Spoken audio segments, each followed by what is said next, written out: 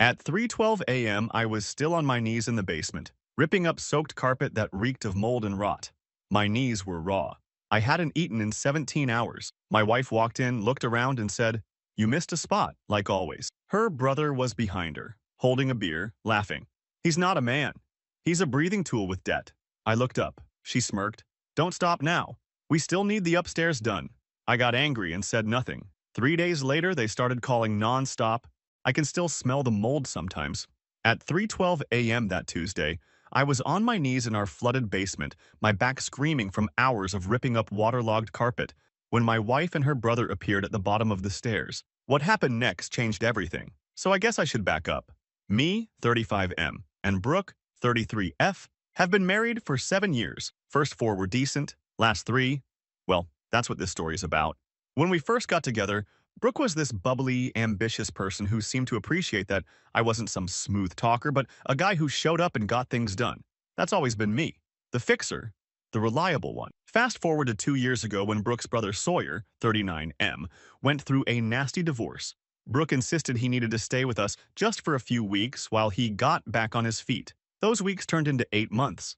8 months. And here's the thing about Sawyer. He's everything I'm not. Talks big, works little. Always has some business opportunity that's about to pop off. Always needs just a small loan that somehow never gets repaid. Drives a leased BMW he can't afford while I'm still in my 10-year-old Ford truck that actually runs because I maintain it. The dynamic shifted when he moved in. Suddenly, I was outnumbered in my own home. They share inside jokes. They gang up on me. Small stuff at first, mocking how I hold a fork, laughing about how I don't know some celebrity gossip, rolling their eyes when I talk about fixing something instead of just getting a new one. Brooke changed around him. Or maybe she was always like this and I just didn't see it. She started spending more, a lot more. Amazon packages every day, expensive shoes, weekend girls' trips that somehow always cost twice what she estimated. Meanwhile, I'm picking up side gigs on weekends to keep up with the bills. So last Monday, I came home from a 12-hour shift to find water pouring through the basement ceiling. A pipe had burst in the upstairs bathroom, the one I'd asked Sawyer 3 times not to use because I was replacing a valve that weekend. But he'd used it anyway, left the water running, and then gone out with Brooke to some wine-tasting thing. I shut off the main water valve and started assessing the damage. The basement was flooded, our storage boxes soaked through, photo albums, Christmas decorations, my dad's old record, all sitting in 3 inches of water. I texted Brooke. "Pipe burst. Basement flooded. Where are you?" She replied 2 hours later. "OMG, that sucks. At Bistro with Sawyer. Can you handle it?" We already ordered, so I handled it. Called around for emergency plumbers, but the earliest anyone could come was Thursday. Went to the hardware store, got supplies, and started the cleanup myself. No sleep, no food, just hours of shop vaxing water, cutting out damaged drywall, and ripping up the cheap carpet we'd installed when we moved in. By 3 a.m., I was still at it, my knees raw from kneeling on concrete. My hands blistered from wringing out soaked materials, my stomach empty because I hadn't eaten since lunch the previous day. Every muscle ached, my eyes burned from exhaustion. That's when I heard them come home, laughing. The front door slammed, there were footsteps above, then the basement door opened, and then Brooke appeared at the bottom of the stairs, martini glass still in hand. She looked around at the disaster zone, at me kneeling there in soaked clothes surrounded by piles of ruined carpet and belongings. She wrinkled her nose. "It smells awful down here." I just stared at her. 7 years together, and that's what she had to say. Sawyer appeared behind her, beer in hand, surveying the scene like some kind of home inspector. He took a long swig and laughed. "Damn, bro. Doesn't your back hurt? Should have waited for a pro." I explained the earliest a pro could come was Thursday.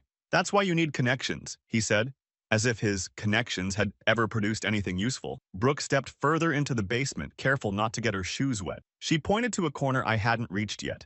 "You missed a spot. Like always." Those 4 words hit different. Like always. As if this was just another example of my perpetual inadequacy. Sawyer thought this was hilarious. He's not a man. He's a breathing tool with debt. They both laughed. Not the kind of laugh when something's genuinely funny. The kind where they're laughing at someone, not with them. I said nothing.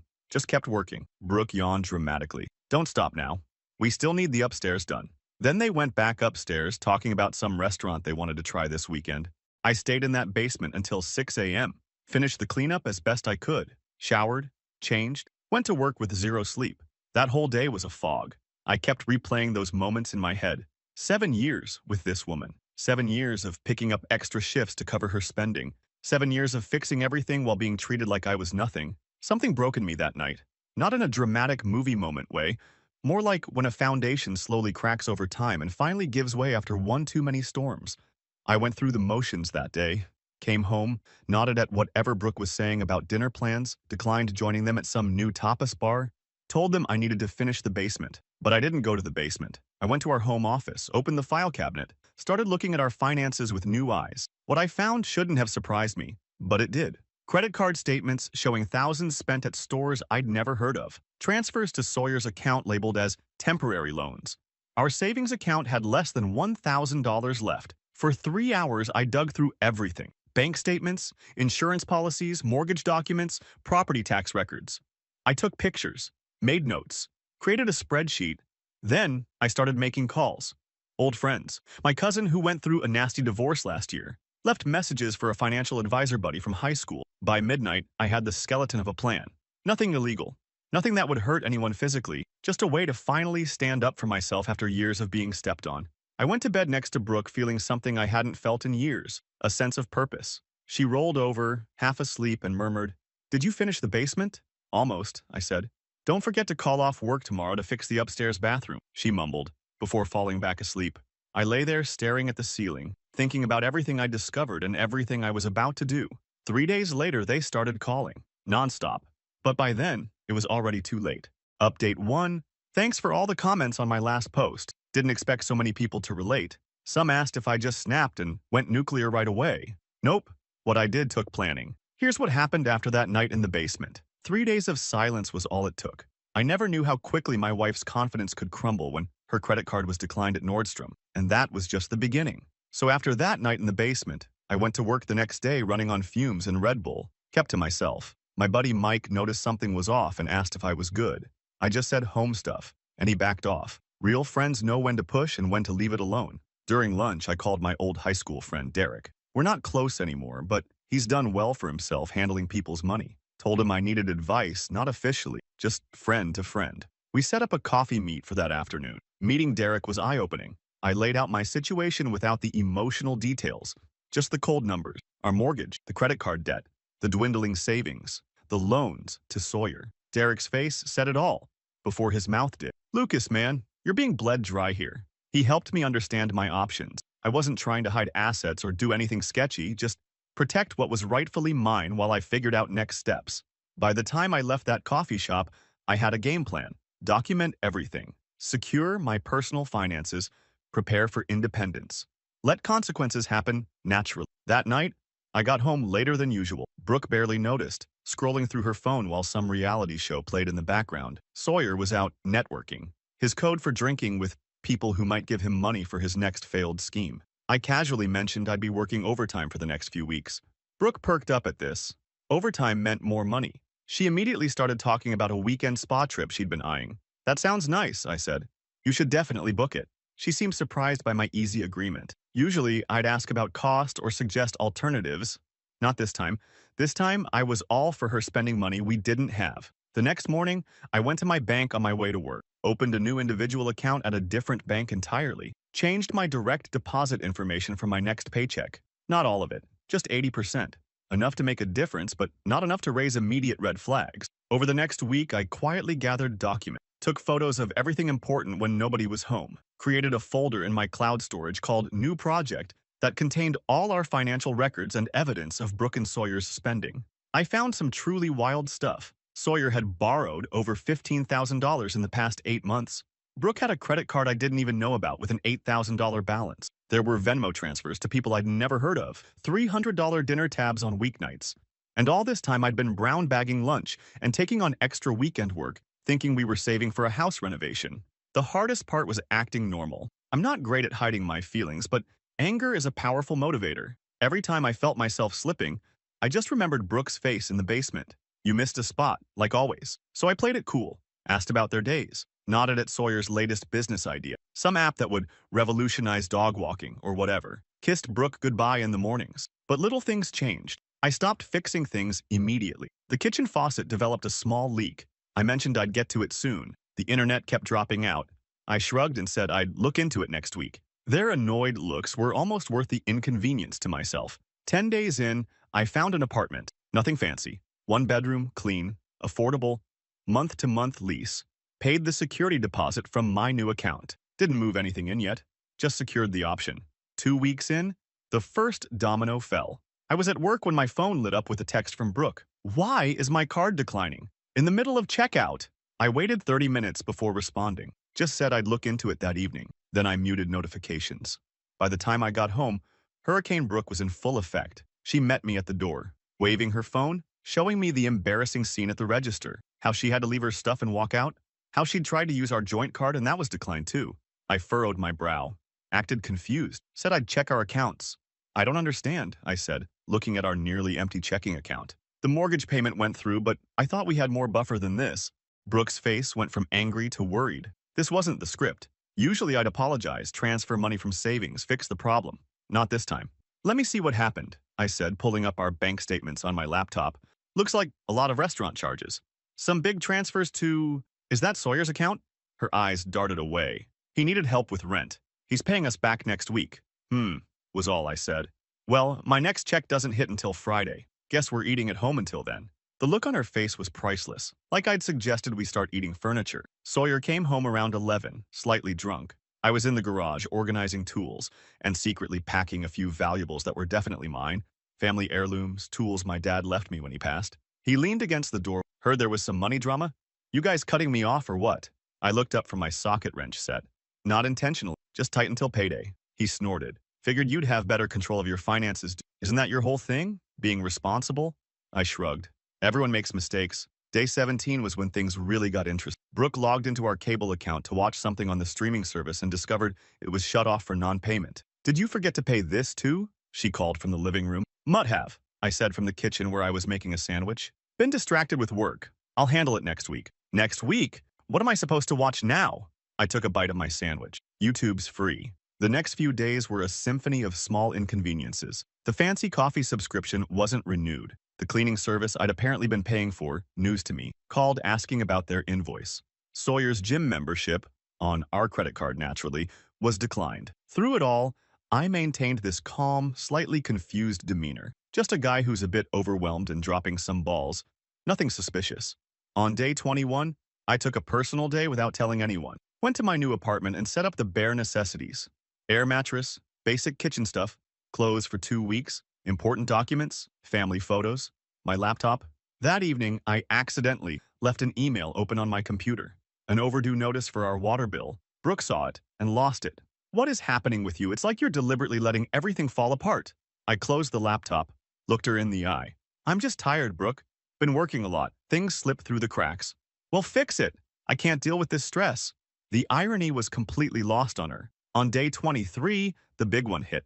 Brooke's main credit card was canceled due to non-payment. I'd been making minimum payments for years, keeping the account on life support, despite her maxing it out repeatedly. When my latest payment, accidentally, didn't go through, they finally pulled the plug. She called me screaming from the mall. I let it go to voicemail. Then Sawyer called. Then Brooke again. And again. And again. I was at my new apartment, setting up internet service. My phone kept buzzing like an angry hornet. 27 missed calls by sundown.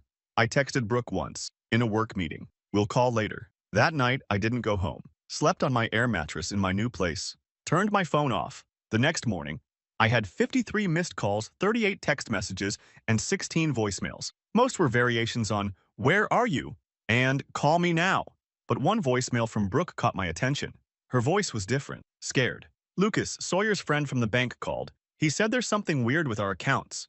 Said you've been moving money around. What's going on? I'm actually scared. Please call me. So that's where I am now. Day 25 of my silent strategy. Phone still blowing up. Brooke and Sawyer panicking as their financial house of cards collapses. Me, finally feeling in control for the first time in years. Tomorrow, I answer the phone. Tomorrow, we have the conversation they never saw coming. And trust me, you're going to want to hear about that one. Finally, update.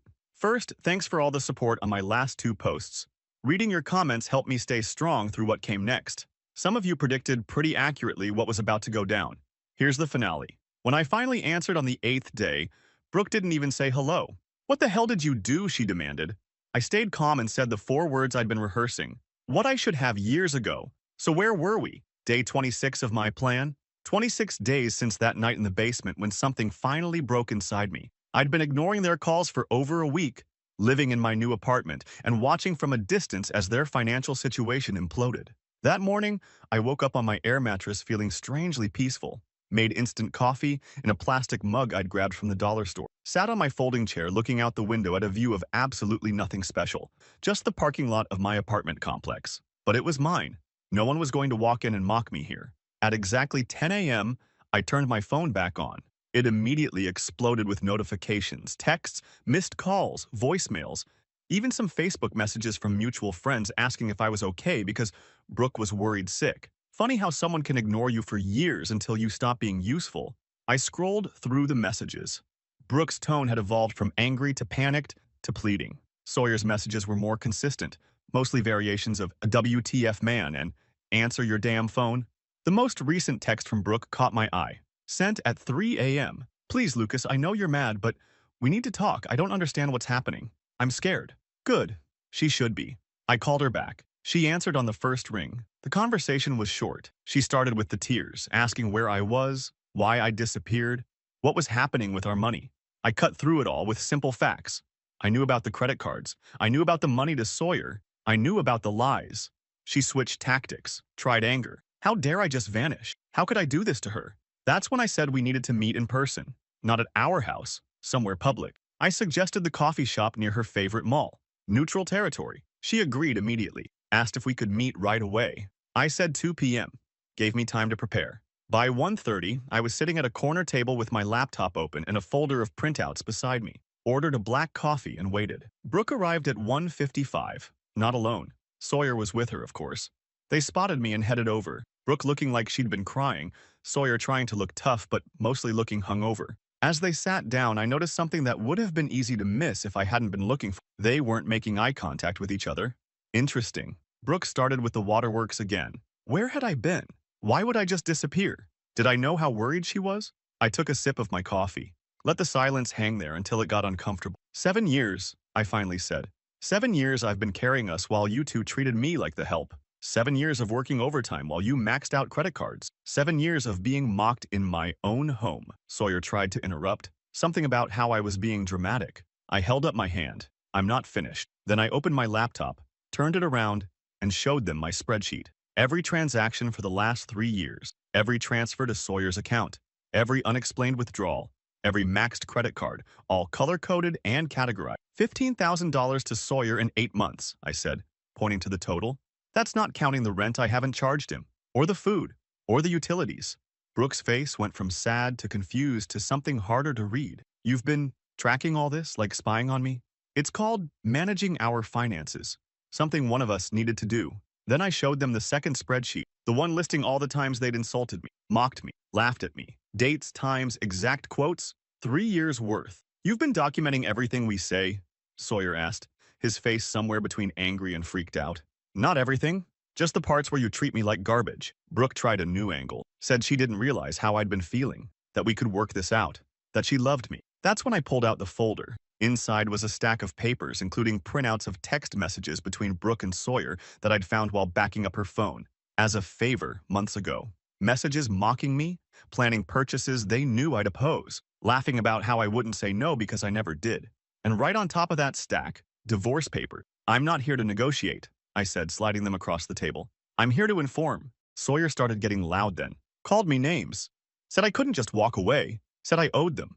That's when the most interesting thing happened. Brooke turned to him and snapped, "Shut up, Sawyer. This is your fault." And that's when I realized they'd already been fighting. My disappearance had created a vacuum, and they'd turned on each other. Sawyer looked at her like she'd slapped him. My fault? You're the one who's been spending like crazy to keep up with your lifestyle.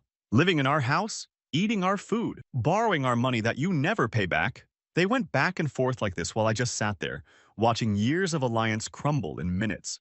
Eventually, I cut in. The mortgage is paid through next month. I've already moved out. My lawyer will contact you about the house. We can sell it and split whatever's left after the debt, or you can buy me out. Your choice. Brooke finally seemed to realize this was actually happening. You're really leaving me? Over money? I almost laughed. No, Brooke, the money is just evidence. I'm leaving because for years, I've been a tool to you, something to use and mock and take for granted. I stood up, closed my laptop, and gathered my things. Remember that night in the basement when I was on my knees cleaning up water at 3 a.m. and you told me I missed a spot, like always? That's when I knew we were done. As I turned to leave, Sawyer called after me, asked what he was supposed to do now. Where was he supposed to go? I shrugged. Not my problem anymore. The next few weeks were adjustment. My new place slowly started feeling like home. I bought a real bed, a decent couch, small TV, nothing fancy but all mine. Brooke alternated between angry texts and pleading ones. I only responded to messages about the divorce and house. My lawyer handled most of it. What surprised me were the friends who reached out. People I thought were our friends turned out to be more mine than I realized. Mike from work invited me over for dinner with his family. My cousin helped me move the rest of my stuff when Brooke was out one day. Even my neighbor from the old house texted to say he'd noticed the change and was glad I was standing up for myself. The divorce proceedings weren't fun, but they weren't as bad as I'd feared. With all my documentation, there wasn't much to argue about. We agreed to sell the house and split the proceeds after paying off our joint debt. Brooke kept trying to delay, hoping I'd change my mind. I didn't. 3 months later, I got a text from a number I didn't recognize. It was Sawyer. He was living with a friend now. Said Brooke had kicked him out a week after our coffee shop meeting. Said he realized he'd been a jerk. Asked if we could talk sometime. I left him on read. 6 months after that night in the basement, the house finally sold. After paying off the mortgage and credit cards, there wasn't much left to split, but I didn't care. The money wasn't the point. Now, a year out, my life is normal, quiet. I work my regular hours, come home to a clean apartment that stays clean because I'm the only one living in it. Cook simple meals, started taking a community college class just because I've always been interested in woodworking, built myself a decent coffee table. Brooke met someone new according to social media. Good for her. Maybe she treats him better. Maybe he stands up for himself more than I did. Not my concern anymore. The weirdest part? I ran into them at the hardware store last month. She was holding a paint sample. He was pushing the cart. They looked ordinary. We nodded awkwardly at each other and moved on. As I drove home, I realized I felt nothing. No anger, no regret, just nothing. And that's when I knew I'd truly moved on. Funny how your life can completely change because of one moment, one realization, one decision to finally say enough. Anybody else have a moment like that? When you finally saw clearly what you'd been blind to for years?